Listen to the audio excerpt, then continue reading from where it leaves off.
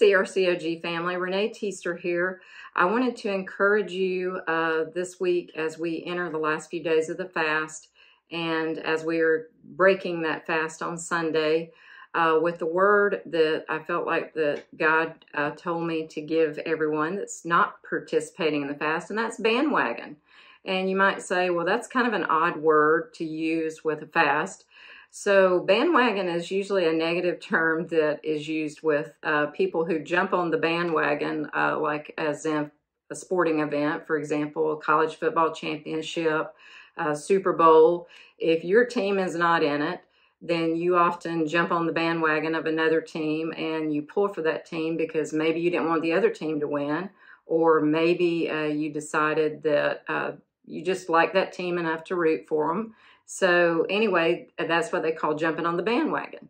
So with the fast, the cool thing is that even if you didn't start the fast at the beginning, you know, the Lord is very welcoming to anybody wanting to join in, because everyone can benefit from even a couple of days of fasting and prayer. And as we come together and break our fast on Sunday, I'm believing for great things to happen here with our body of believers at Crystal River Church of God. And so I wanted to encourage you from John chapter 17, verses 20 through 23. And it says, "My prayer is not for them alone. I pray also for those who will believe in me through their message, that all of them may be one. Father, just as you are in me and I am in you, may they also be in us, so that the world may believe that you have sent me. I have given them the glory that you gave me, that they may be one as we are one.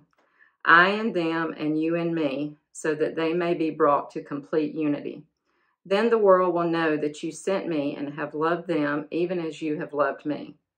Father, I want those you have given me to be with me where I am, to see my glory, the glory you have given me because you loved me before the creation of the world."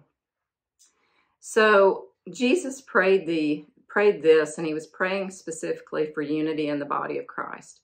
I believe that we have a great body of believers here at Crystal River Church of God.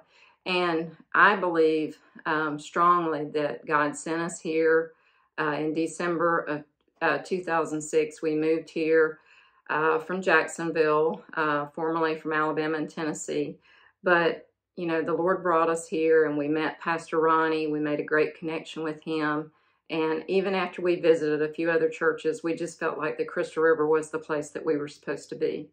And so we joined the church in around sometime in the spring of 2007, but we started attending here in January of 2007.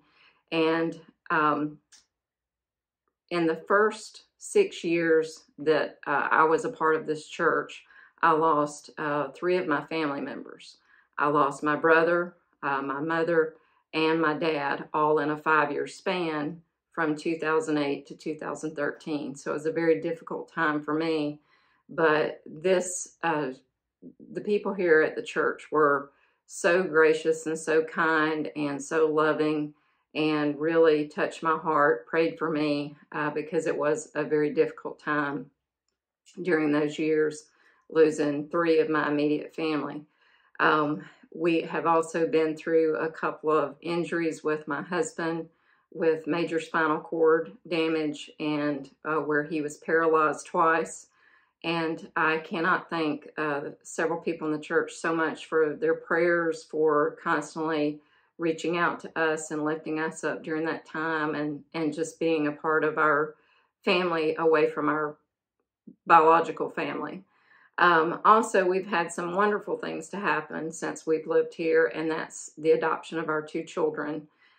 So God has been really good to us, but this is our church family. And I just want to encourage you today, if you're looking for change, if you're looking for a breakthrough, come expecting this Sunday. I feel like God is moving. He is moving in so many lives, but the enemy is also on the move. He's attacking marriages, he's attacking families, and we need to stand together. And I believe that he's calling us to unity. So I want to just reach out to you today and say, jump on the bandwagon, come expecting this Sunday, because God is going to do some great things, and I'm believing that people will be healed, set free.